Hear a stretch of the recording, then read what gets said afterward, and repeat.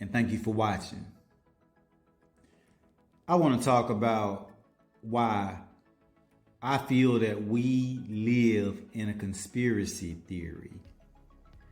And a conspiracy theory is not what you think it to be, something just crazy out there, false, with no foundation. Let me explain. Let me talk about something with you for a moment.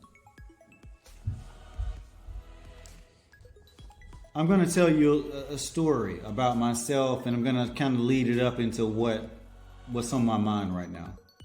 So be patient. I lived in the U.S. for my childhood, my first 18 years. And I lived in foreign countries for most of my adulthood. I was educated or trained, however you want to put that, to believe that the U.S. was existing in complete abundance. Just no problems, everything just good. Even despite the problems, everything's just super good, abundance.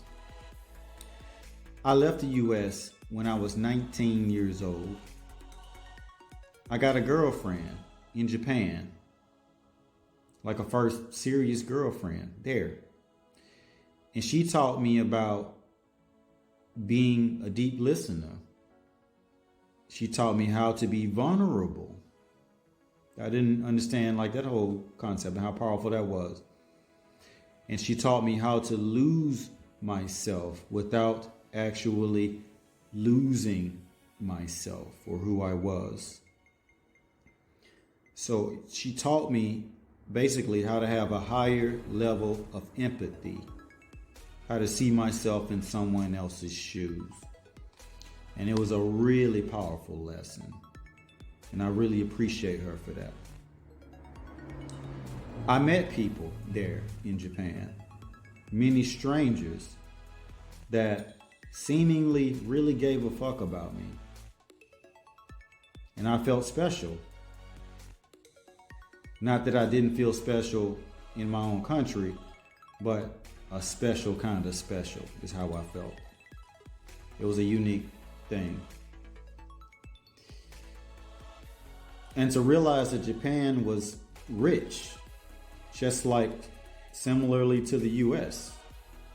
You know, I'm using the word rich loosely. And I mean rich, they have everything's fully functioning, clean. The government takes care of the people. Everyone's pretty much seemingly taken care of. That's what I'm defining as rich. And at that point, I realized that money was very much an illusion because I had these two countries to compare. I had America and I had Japan at this point. I left my rich country, America, and felt more than twice as richer in my country, Japan, which was actually less richer because the U.S. had a better economy at the time. Stereotypes and myths that I immediately began to dismiss after I had these experiences. And I began to question these myths. I met and befriended more Japanese people. I met variations from arrogant Japanese people to very humble ones. They weren't all just sweet. They had a spectrum of personalities, just like anywhere you go. And I realized that each country had its own brainwashing and its own propaganda. There were hardcore Japanese people, Japan's #1 type of people going on there, just like America. And I'm pretty sure anywhere you go, it'll be similar. A year later, I was in a bogus war because the reason why I was in Japan was military duty. While there in that war, that bogus war, I was put in danger, my life, and I was endangering other people for nothing other than personal security, a paycheck, and loyalty from my government, trusting that they'll take care of me for my future. I realized that life was maybe just powerful people controlling lesser people in a type of hierarchy. The lesser people are the majority. You know, some people call it the 99%. They copy this behavior of the elite, the 1%, and they take it steps further and they create classes of separation. For example, racism, sexism, and insert whatever other separatism that exists today and whenever. The lesser we are, the more distractions and illusions that we have. And again, lesser is I'm talking about the 99%. So, back to the higher classes and groups. I was just talking about the lower groups, the 99%. Let's talk about the higher classes. They have less to worry about. And they make the rules. They create the propaganda. They control the flow of information that the 99% gets. They control the information, how the information circulates. So basically they control the truth. They control perception. You control the information, you control reality. We have an abundance of mysteries that shouldn't and aren't actually mysteries in life. For example, millions of year dinosaur bones we have, but we don't know what the missing link is. Like we have millions of years, but dinosaur bones is extremely old, but we don't know what the missing link is of humanity. And that's far less than 1 million years. The missing link happened, I think, like 200,000 years ago. I may be wrong. If I'm wrong, put the real date in the comments. My point is way less than millions and millions of years. Next, we have another example. We have a prevailing Christian myth, dominant ideology that contains information from 6,000-year-old plus artifacts. And I'm talking about the Sumerian tablets. Now, let me elaborate on this. Christianity is like 2,000 years old. And you correct me if I'm wrong, put it in the comments section. You know, let's learn stuff here together. And you have Sumerian tablets that are 6,000 plus years old.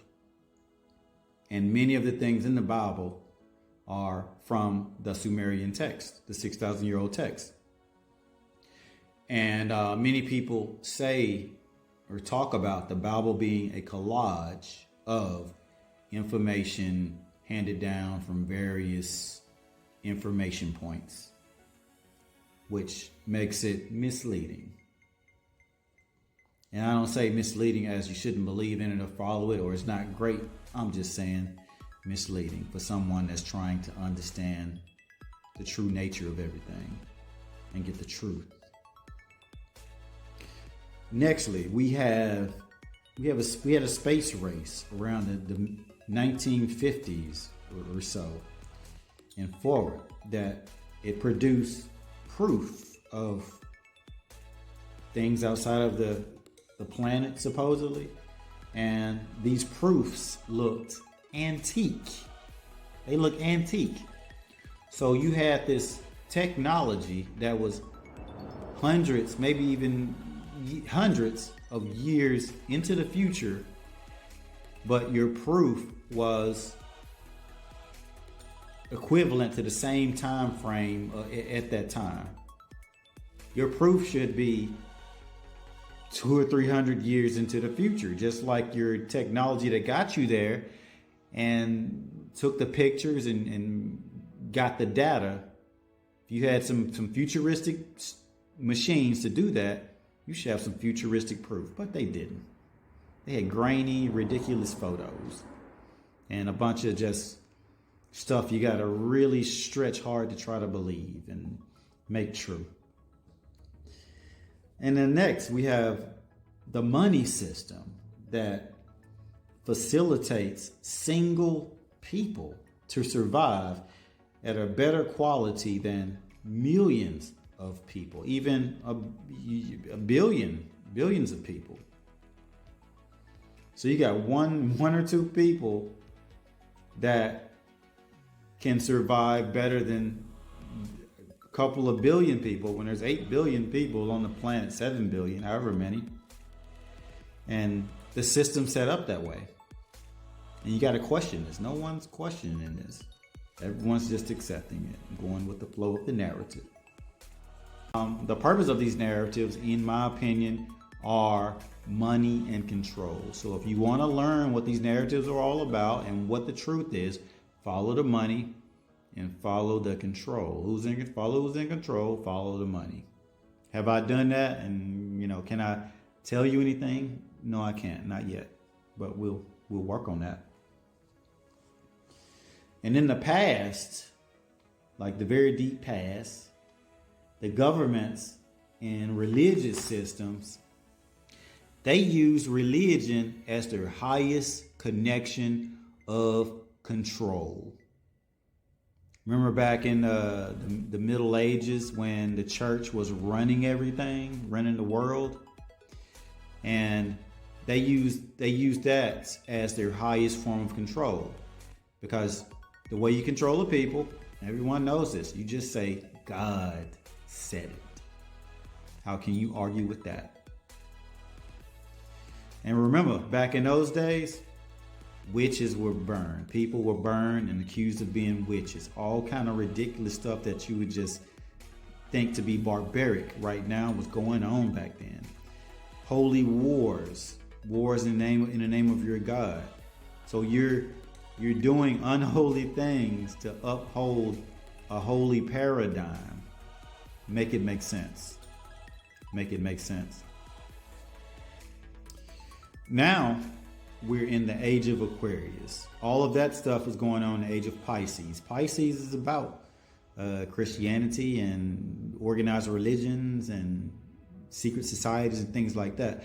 Now we're in the age of Aquarius, which has just begun. So now we're talking about the aliens, the space travel, the robots. These are going to be your new enemies. It's not going to be an invisible God. It's not going to be a devil. It's not going to be your purgatory and all of these abstract punishment mental constructs that were used before to keep people at bay. It's going to be aliens and robots and AI that are going to be keeping things at bay, because we're in a whole new 2,000-year cycle, baby. And they're going to replace these aliens and robots and AI. They're going to replace all of these gods, these jealous gods that punish people and burn witches at the stake and make holy wars. We'll have something new now. Now, my belief is that the aliens, if anything, there'll be genetic modifications of people. There's actually aliens here. It's going to be at best a genetic modification of people. And the robots are going to be descendants of the AI technology being implemented right now. That's super advanced, where you can ask a question in 3 seconds and get an hour worth of information from the question that you got in less than a couple of seconds. So extrapolate that and put that into robot instructions. You're going to have a robot with really refined abilities that are going to be able to do things better than you can do, move better than you can move. It's coming, so get ready. Get ready. So, in my opinion, this is what's going to orchestrate the next takeover. And it's going to be much more difficult to get away from. Now, in the age of Pisces, They use a religious paradigm to control the minds of people, to impose the people's will on other people. Now they won't need people. They're gonna have robots, and they're gonna have genetically modified super people to get you now. So, hey, keep your antennas up and be careful what you wish for. So next thing now, do gods, or is there really a God? Does a God exist, or gods exist? My belief is yeah, but in a non-human, non-conceivable way. They exist, but not like the way we exist. Now keep in mind, in a lot of dominant religions, their God or gods act like what? What do their gods act like? What do their gods act like? Humans. They act like humans. So why would a god act like a human? Why would a god act like a human? I ain't gonna answer that. I'll let you think about that. And nextly, do aliens exist? Let me define alien. Like some creature that is not native to this earth. That's what I'm calling an alien. Do aliens exist? In my opinion, they do exist. And they've always been here. And they can't leave, just like we can't leave. Whatever's here is already here. It's already been here, or we're making it right now. It's my belief. And I want you to keep in mind that whomever controls these type of larger than life narratives, they control the world and reality. They get to dictate what you do, what you're scared of. If you dictate what someone's scared of, you can control where they go next or where they don't go. And a lot of life is all about that. And the antidote to all of that is uniting and self-education and free thinking and not being dependent on one focal point of information. We need to have decentralized information, just like with the Bitcoin, decentralized. Well, everyone plays a role and has control in overall focal point of knowledge. Now, after aliens and machines, there will be something brand new. After the age of Aquarius, which is aliens and machines, etc., we're gonna have something that's brand new, and it's gonna be either not true or it's gonna be partially true. Kind of like what's going on now. Now we have the Aquarian age, and then we're gonna have the Capricorn age, and it's gonna be just a whole Capricorn paradigm next. We won't be around for that. Well, not in this incarnation. So be conscious of the stories they're feeding us. The tech they are rapidly passing to us. And the laws and side effects that are discreetly squeezed in past our perceptions and comprehensions. So all the stuff that they're just giving to us, zooming in here, there's a lot of other stuff that's just they're zipping in there with it too, that if you don't pay attention, you don't say anything, you don't resist, it's going to be too far gone in the future, and you're not going to be able to do anything about it because you just let it zip by and you just ignored it, and you just, accepting anything because of you got a couple of good things, so you accepted everything. In the very near future, the internet will be wiped out of any refuting information that will block any grand agendas.